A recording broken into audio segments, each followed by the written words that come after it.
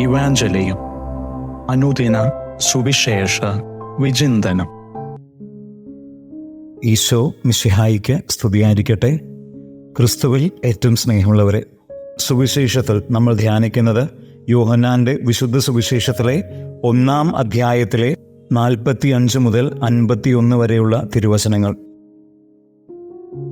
August 24 അപ്പോസ്തലനും രക്തസാക്ഷിയുമായ വിശുദ്ധ ബർത്തലോമിയുടെ തിരുനാൾ. നഥാനിയേലിനെ കുറിച്ചാണ് ഇന്നത്തെ സുവിശേഷത്തിൽ നമ്മൾ വായിക്കുന്നത്. എന്തുകൊണ്ടാണ് ബർത്തലോമിയുടെ തിരുനാളിൻ്റെ അന്ന് നഥാനിയേലിനെ കുറിച്ച് നമ്മൾ വായിക്കുന്നത്? കാരണം സമാന്തര സുവിശേഷങ്ങളിൽ ഫിലിപ്പിനൊപ്പമുള്ള അപ്പോസ്തലനെ ബർത്തലോമിയ എന്നും, യോഹന്നാൻ്റെ സുവിശേഷത്തിൽ ഫിലിപ്പിനൊപ്പമുള്ള അപ്പോസ്തലന് നഥാനിയേൽ എന്നുമാണ് പേര് നൽകിയിരിക്കുന്നത്.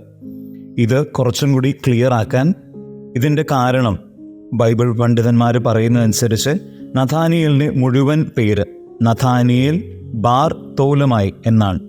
എന്നുവെച്ചാൽ തോലമായുടെ പുത്രനായ നഥാനിയേൽ എന്ന്. അതുകൊണ്ട് തന്നെ നഥാനിയേലും ബർത്തലോമിയും ഒരാൾ തന്നെ എന്നാണ് നമ്മൾ വിശ്വസിക്കുന്നത്. ഇന്ന് സുവിശേഷത്തിൽ നമ്മൾ കാണുന്നത് ഫിലിപ്പ് കർത്താവിൻ്റെ വിളി സ്വീകരിച്ചതിന് ശേഷം തൻ്റെ സുഹൃത്തായ നഥാനിയേലിൻ്റെ അടുത്ത് ചെന്നുകൊണ്ട്, ഞാൻ മോശയുടെ നിയമത്തിലും പ്രവാചകന്മാരുടെ ഗ്രന്ഥങ്ങളിലും ആരെപ്പറ്റി എഴുതിയിരിക്കുന്നോ അവനെ കണ്ടു എന്ന് സാക്ഷ്യപ്പെടുത്തുന്നുണ്ട്.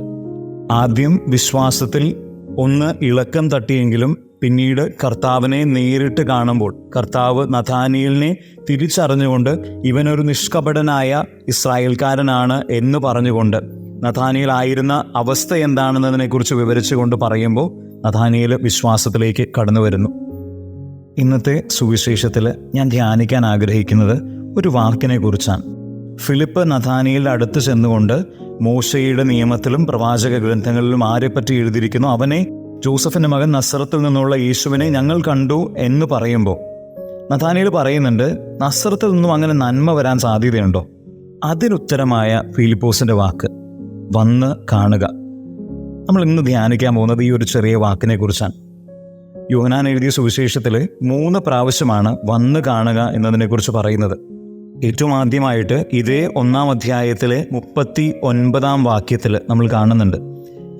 സ്നാപക യോഹന്നാൻ്റെ ശിഷ്യന്മാർ കർത്താവിൻ്റെ പിന്നാലെ വരുമ്പോൾ കർത്താവ് ചോദിക്കുന്നുണ്ട്, നിങ്ങൾ എന്താണ് അന്വേഷിക്കുന്നത്? അതിനുത്തരമായിട്ട് ഈശോ എവിടെയാണ് താമസിക്കുന്നത് എന്നറിയാനാണ് ആഗ്രഹമെന്ന് പറയുമ്പോൾ ഈശോ അവരോട് പറയുന്നുണ്ട്, വന്ന് കാണുക. അത് ഒരു വിളി തന്നെയാണ്. പിന്നീട് രണ്ടാമത്തേത് ഈ നഥാനിയേലിനോട് ഫിലിപ്പോസ് പറയുന്ന വാക്കുകൾ. അതിനുശേഷം യോഹന്നാൻ എഴുതിയ സുവിശേഷത്തിലെ 11-ാം അധ്യായത്തിൽ 34-ാമത്തെ വചനത്തിൽ ലാസറിൻ്റെ മരണത്തിനെ കുറിച്ച് അറിഞ്ഞതിന് ശേഷം അവരുടെ വീട്ടിലേക്ക് പോകും വഴി കർത്താവ് കരയുന്നതിന് തൊട്ടു മുൻപ് മേരിയും ഒപ്പമുണ്ടായിരുന്നവരും കർത്താവിനോട് പറയുന്നുണ്ട്, എവിടെയാണ് ലാസറിനെ കിടത്തിയിരിക്കുന്നതെന്ന് ചോദിച്ചപ്പോൾ വന്ന് കാണുക കർത്താവേ എന്ന്.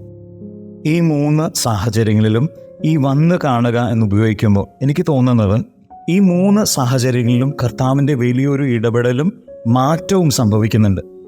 ആദ്യത്തേതിൽ വിളിക്കപ്പെടുന്നതാണെങ്കിൽ രണ്ടാമത്തെ ഇതിൽ തെറ്റിദ്ധാരണകൾ മാറി കർത്താവിലുള്ള വിശ്വാസം ദൃഢീകരിക്കുന്നതിന് സഹായിക്കുന്നതാണ്.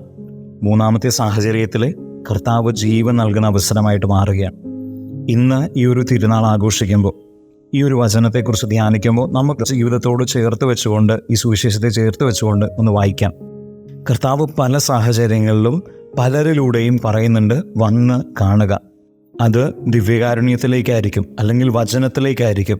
ഇതിലൂടെ കർത്താവ് നമ്മളോട് ആവശ്യപ്പെടുന്നത് ഒരു വലിയ മാറ്റത്തിന് ഒരുങ്ങി നിൽക്കാനാണ്. അതുകൊണ്ട് തന്നെ ഇന്ന് മനസ്സിലേക്ക് ഒരു ബോധ്യം കടന്നു വരട്ടെ. ഞാൻ ഓരോ പ്രാവശ്യം കുർബാനയ്ക്ക് പോകുമ്പോഴും, ഞാൻ ഓരോ പ്രാവശ്യം ബൈബിൾ വായിക്കുമ്പോഴും, ഓരോ പ്രാവശ്യവും ജപമാല ചൊല്ലുമ്പോഴും, പ്രാർത്ഥനയിലായിരിക്കുന്ന ഓരോ നിമിഷവും കർത്താവ് നമ്മൾ ഓർമ്മപ്പെടുത്തുന്നുണ്ട്, നമ്മൾ ഒരുങ്ങി നിൽക്കണം. എന്തിനാണ്?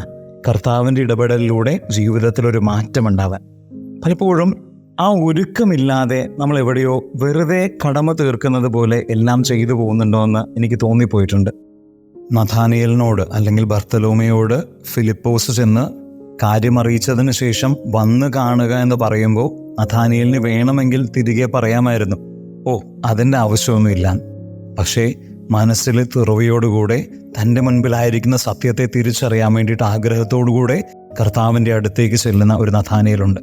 ആ നഥാനിയേൽ, ആ ബർത്തലോമിയോ നമുക്കൊരു മാതൃകയാണ്.